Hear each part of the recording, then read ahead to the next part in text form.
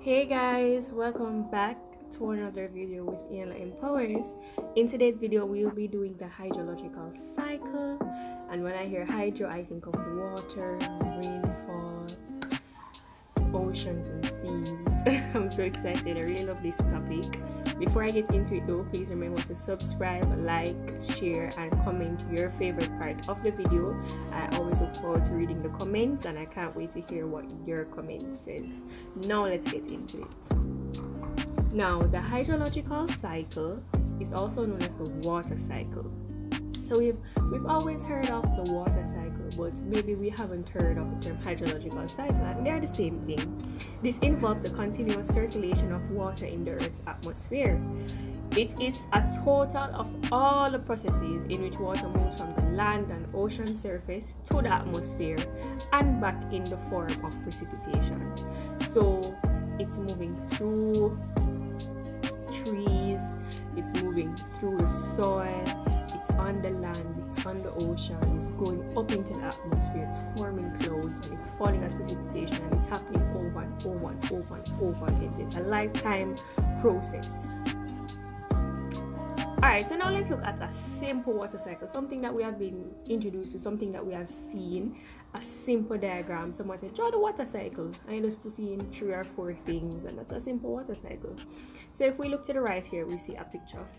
We see our sun, and our sun emitting rays, and we see our clouds, and then we see the word precipitation, and we see some rainfall, and arrow from precipitation, you have an arrow going through and it says flow. Some basic water cycles won't have the word flow, but we have flow there to suggest that the water from the clouds or rainwater is flowing, you know. And then from flow we see evaporation, and then arrow from evaporation to condensation, and we see some clouds. And you know, in truth and fact, that is a water cycle, but that's a simple version.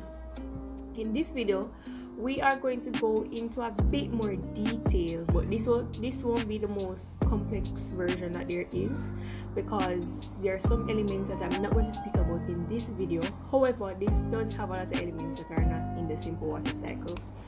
Now let's look at the hydrological cycle. So it is okay, so here is the hydrological cycle, and some of us are used to this, however some of us aren't, so we can just look at it. So we see condensation. I'm just highlighting some process that jump out to me. Condensation, evaporation, precipitation, transpiration. We didn't see that in the last one. Okay, we see interception, that's new. Vegetation storage, that's new. We see throughflow, surface runoff. We see infiltration, we see water table, we see channel storage, channel flow, river discharge, groundwater flow. That's new. That's new.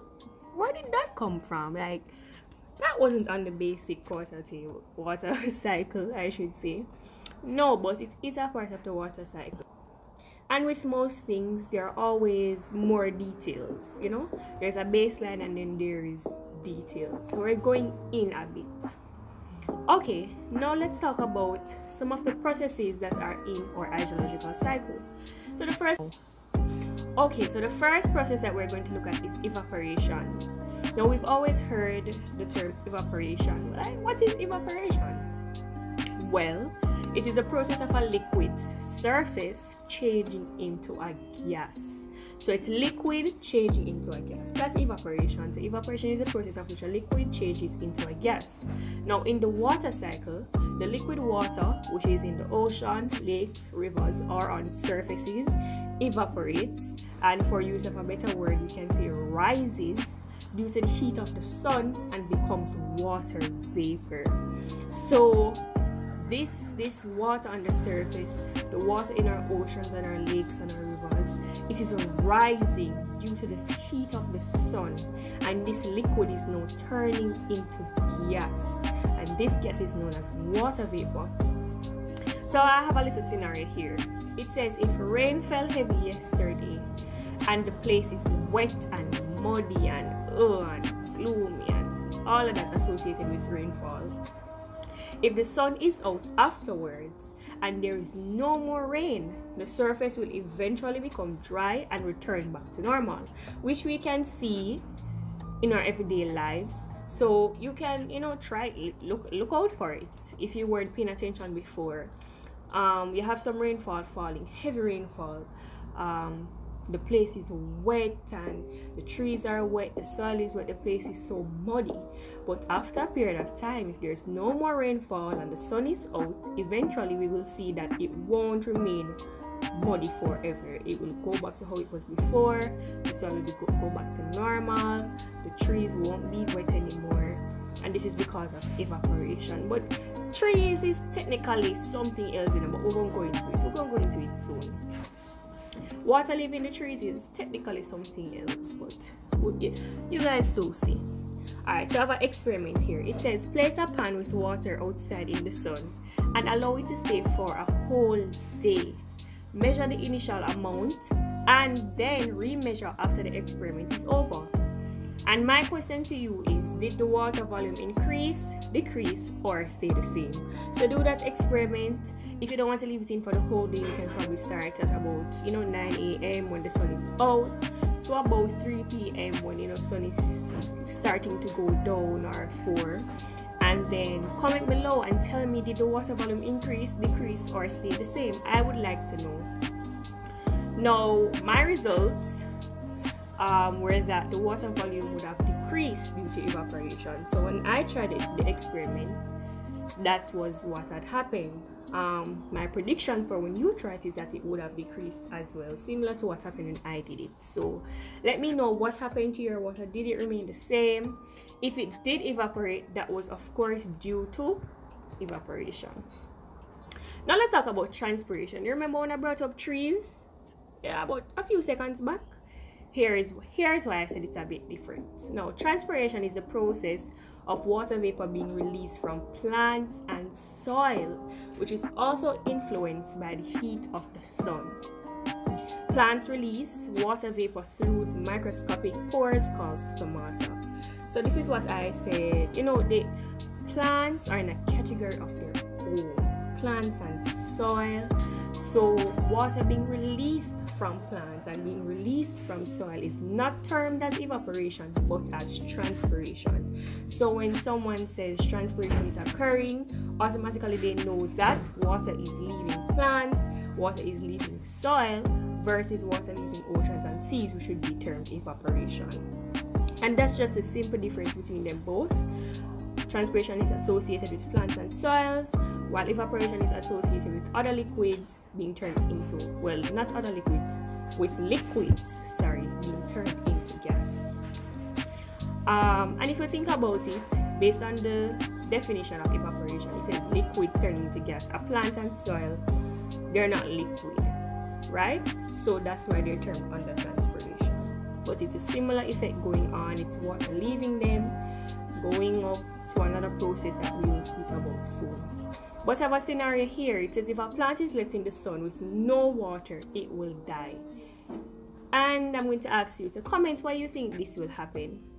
I will provide the answer later on down in our presentation, but I would like you to think about it for a sec to see if our answer will correspond. If a plant is left in the sun with no water, it will die. It's a straightforward statement, and it may be a factual statement, but I want you to tell me why you think it should be factual, or why you think it is factual. Okay? Alright. So remember I talked about a process a while ago? So the process here. I'm talking about a lot of things before time, don't it? Alright, so condensation. This is our next interesting process. Condensation is a process of a gas changing into a liquid. Now listen. You have a liquid changing into a gas. Now you have a gas changing into a liquid. Well, that's the water cycle. So in the water cycle, water vapor in the atmosphere condenses and becomes liquid. So we now have this water vapor that we got from evaporation changing back into a liquid form. So why does it have to change back? Well, at dew point where the air is saturated. So when you refer to dew point, this means the air is saturated, there's a lot of moisture in the air. Clouds form as water vapor condenses or becomes more concentrated. So So this is why it is important for this gas that was, well, this liquid that was evaporated and it turned into a gas. This is why it's important to turn back into a liquid so it can form clouds. And so the clouds can give us, okay, I'm not going to spoil it, I'm going to actually talk about it in our next slide. I'm going to leave that blank. What do the clouds give us? Comment below, let me know.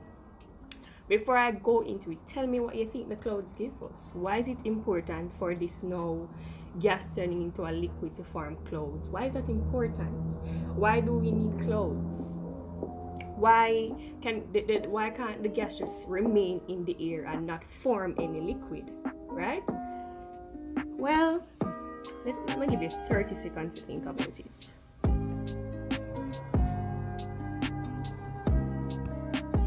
You thought about it? Alright, comment and let me know. Well, this is why precipitation. Clouds are needed to be formed so we can have precipitation.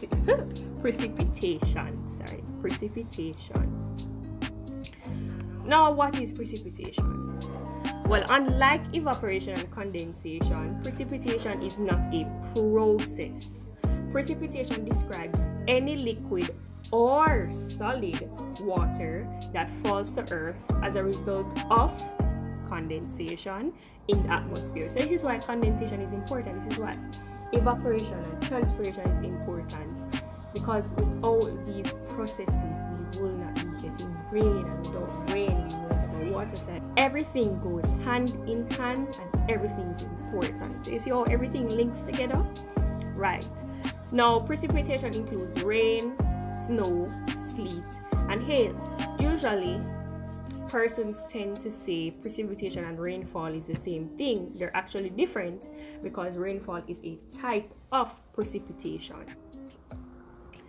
Now let's talk about them just in a little bit more detail. So hail is a form of solid precipitation. It consists of balls or irregular lumps of ice, each of which is called a hailstone. So it's just, you know, stone-like of ice falling to the earth. In the Caribbean, in the tropics, temperate zone, I should say, sorry, we don't get hail. Similar to how we don't get snow and sleet, we only get rainfall. This is because hail, snow, and sleet occurs where the temperatures are cold, and you know it's really hot in the Caribbean, and in the temperate zone, in the tropics, it's very hot. So we won't get hail, but it's important to know that it's a type of precipitation. Following hail, let's talk about sleet. Now, sleet is a precipitation composed of rain and partially melted snow. This precipitation is soft and translucent, but it contains some traces of ice crystals from partially fused snowflakes. And if you look here, you see, some, looking like ice crystals. Those are what we call sleet. Now, snow, which all of us know and are familiar with, snow comprises of individual ice crystals that grow while suspended in the atmosphere, usually within clouds, and then fall, accumulating on the ground where they undergo further changes. And we have a picture here showing snow, and we see snow on our trees, it's on the ground, and snow tends to pile up. Snow does a lot of stuff. Some persons aren't able to drive. It is freezing cold when it is snowing. So there's so many things associated with snow. Now we have what we know, rainfall. Now rain is a liquid precipitation falling from the sky. Raindrops fall to the earth's surface when clouds become saturated, which we mentioned before, or filled with water droplets due to gravity. So it falls due to gravity, and it's just the liquid form. This is the first liquid form that we're talking about now. So hail, sleet, snow, they were more solids. Now we're talking about the liquid form, which is rainfall. I have a picture here with a beautiful girl collecting some rain in her hand. And we all know how rain looks, what it sounds like. what the earth smells like when rain falls were associated with that. So I just wanted to clarify certain things. All right, let's talk about infiltration now, which is more of a new concept. Okay, so rainfall, and we mentioned before that the place can get a bit muddy, but how did it get muddy? The rain had to go into the soil, don't it? The process of the rain going into the soil is infiltration. Well, let's find a better, more classified meaning. So infiltration is a process by which water on the ground surface enters the soil vertically. When rain falls and the soil is muddy, this is because of infiltration. So I just put that in there so you have an idea of what is happening. So when the rain falls, this is how our plants grow, because they're getting that water that has been soaked into the soil, that has been seeped into the soil. Now we can always look back at our diagram that was shown earlier in the video to just get a better understanding of infiltration. Now our next process that we may not be used to is throughflow. Now this is a sporadic horizontal flow of water. So this is a fast horizontal flow of water within the soil layer. It normally takes place when the soil is completely saturated with water. This water then flows underground until it reaches a river, lake, or ocean. So throughflow occurs when the soil is now saturated. So this is after infiltration has occurred and our soil is saturated with water. Now there's no space. When the soil is saturated, this means that there's no space within the soil to hold any more water. That's what saturated means. There's no more space to hold any more water. So because of that, throughflow would now take place, where the water will flow horizontally within the soil layer, and it flows underground, of course, because the soil is underground, until it reaches a river, a lake, or an ocean. So let's go over it again. So now we have heavy rainfall, and our soil is now saturated. It cannot hold any more water.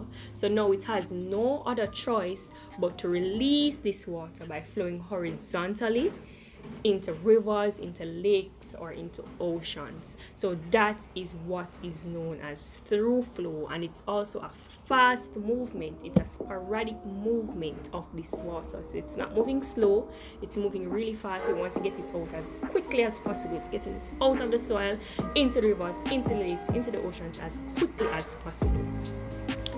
Now another process is percolation. Now percolation is the vertical movement of water through the soil itself. As the water percolates into the deeper layers of the soil, it reaches groundwater, which is below the surface.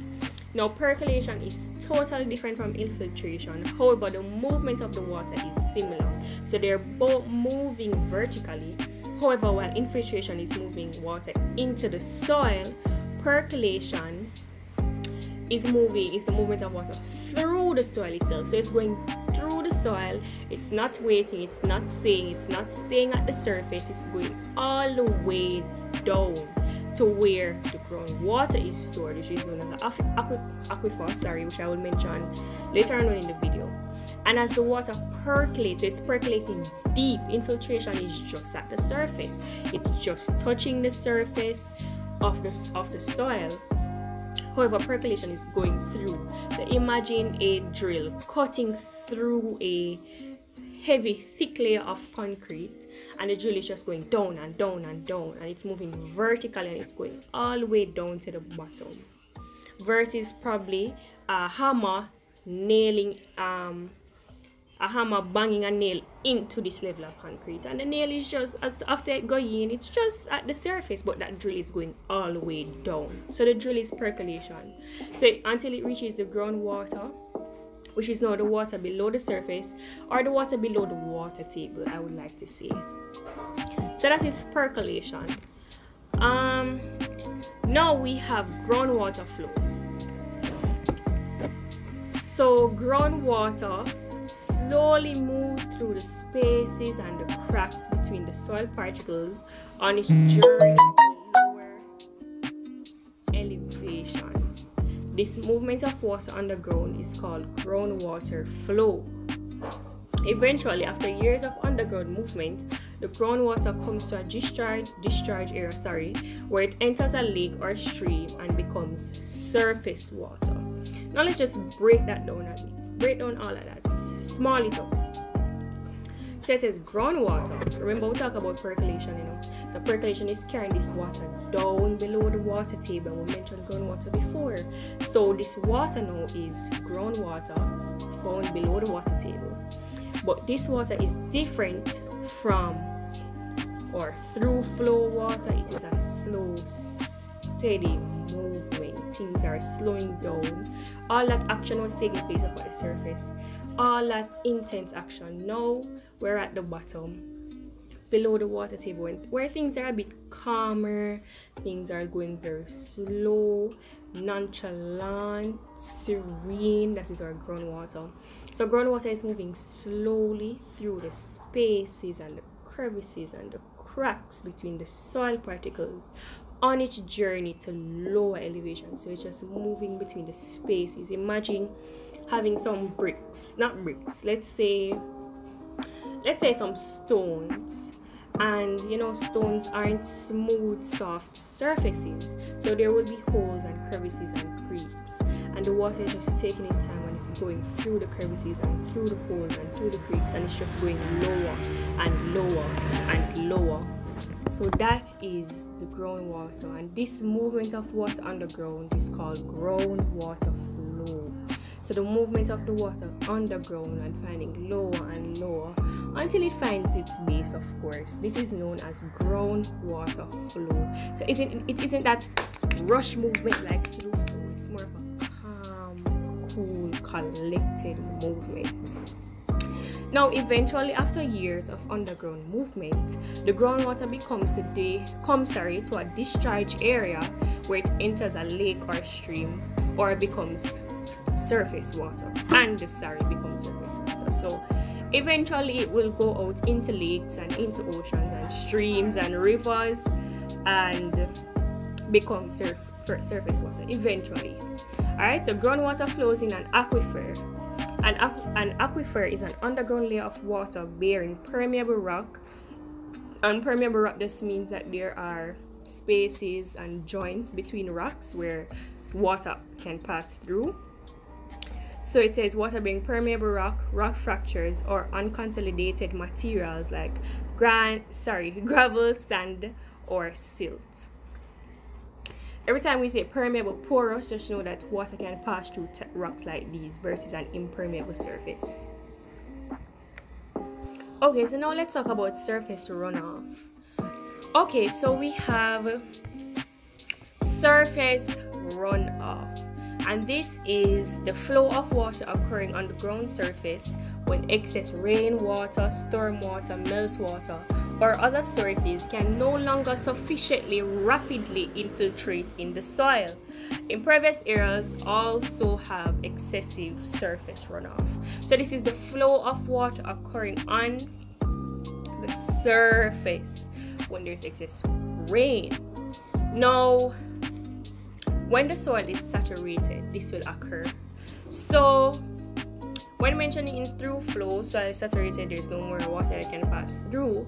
So when that soil is saturated, that water in that saturated soil is now flowing to get out of the soil as through flow. So it's flowing to get out of the soil as through flow. But what about that water that cannot infiltrate into the soil because the soil is already saturated? So it now is on the surface, and the water on the surface, when it flows, it is known as surface runoff. So any water on the surface that is flowing, that's surface runoff. So if there's heavy rainfall, there's one day heavy rainfall from about 9 a.m. to about 4 p.m. It's just rainfall and rainfall, and when you go out, usually you'll see probably on roads, concrete surfaces where the surface is impermeable, there's no creases and crevices and joints for water to flow through. We will see the water flowing. It's like a little mini river on roads. It's just flowing and flowing and flowing, and it's flowing through drains and wherever it's going, it's flowing, and this is known as surface runoff. Okay guys, we have now reached the end of the video, and before we end, I have two things to say. I would like to come up with some names to call my subscribers. So instead of saying guys, I would like to say okay and the name. So probably okay, I don't know, please help me come up with a name. If you have any name suggestions, comment below and let me know, and if I like it, I will start saying that name, and also give credit to who suggested that name. So suggest some names that you think I can call my subscribers, my supporters, so I can stop saying hey guys, or we're at the end of the video guys. I would like to address by name. And also secondly, I cook.